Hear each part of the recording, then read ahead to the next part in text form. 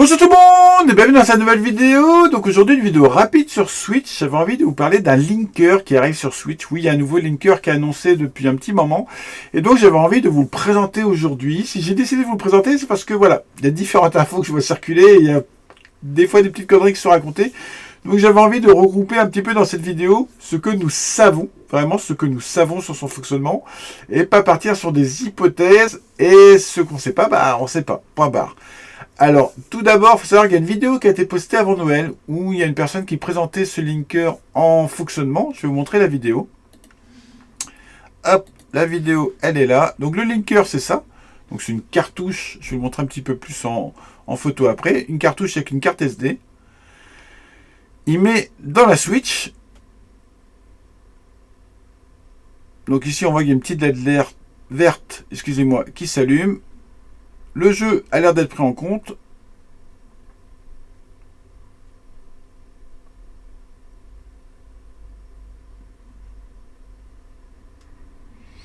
Donc, Super Mario Wonder.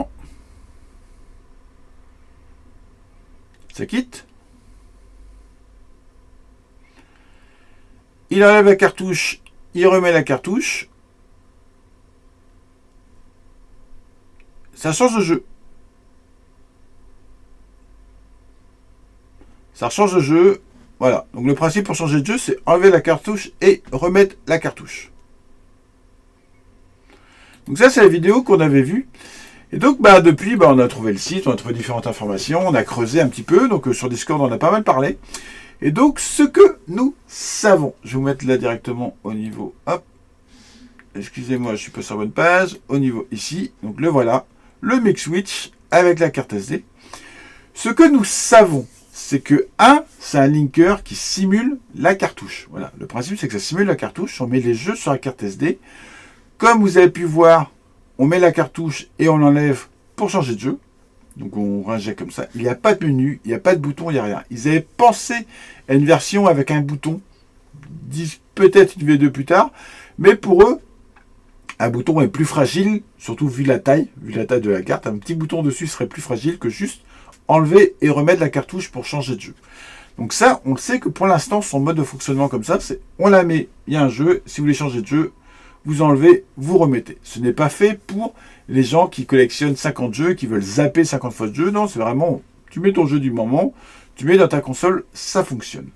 On sait aussi que ça fonctionne sur toutes les Switch. Toutes les Switch, donc aussi bien la V1 que la Lite ou que la OLED, ça fonctionne franchement nickel. Vous mettez dedans, toutes les Switch sont pris en compte. Ça simule vraiment la cartouche. Il n'y a pas besoin non plus d'un OS modifié, donc pas besoin d'atmosphère ou d'un SXOS. Non, c'est vraiment sous l'OS d'origine. Clac, vous mettez, vous avez accès à vos jeux. Donc voilà, aucune puce à souder, rien à souder, juste le port cartouche. Ce que l'on sait aussi du fait de l'émulation cartouche, c'est que les NSP ne sont pas pris en compte. Donc tous les jeux exclusifs eShop ne fonctionneront pas dessus, ainsi que tous les homebrew, donc tous les émulateurs, tous les petits logiciels comme ça, tout ça ne peut pas fonctionner dessus.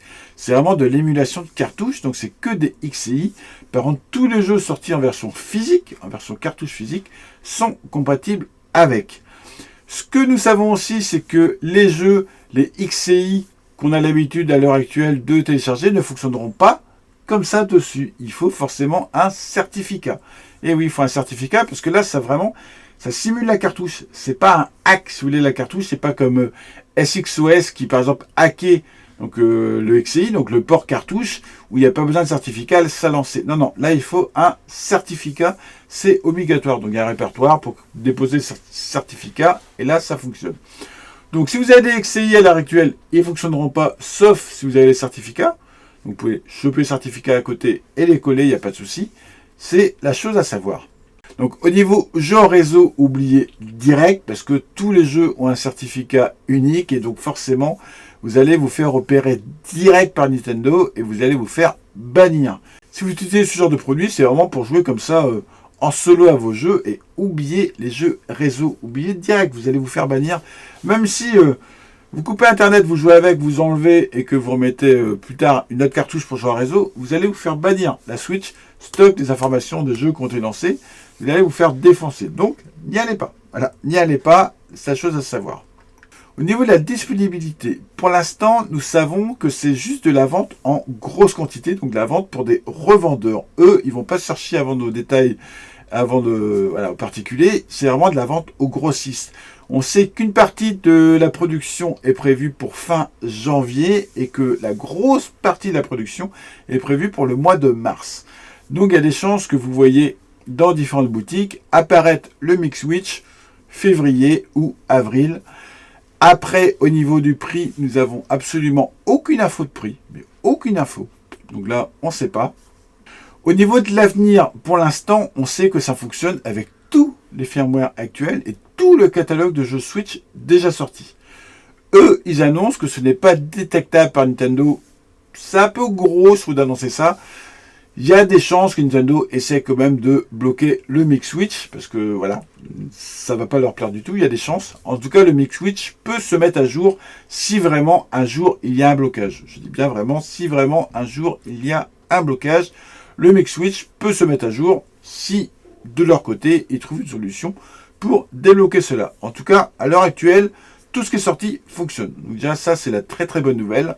Donc voilà, c'est tout pour cette vidéo. Personnellement, le projet ne m'intéresse pas parce que j'ai une Switch avec une puce, donc je n'ai pas besoin de ces linkers, mais je trouve ça vraiment sympa. Et si par exemple un jour j'avais envie de craquer pour une Switch OLED, personnellement je m'embêterais pas à mettre une puce dedans. Je prendrais juste un linker, clac, le jeu du moment je joue dedans. Au pire je mets juste 2-3 jeux. Je zappe si j'ai envie, mais voilà, c'est tout. Allez, c'est tout pour cette vidéo. Bye bye tout le monde.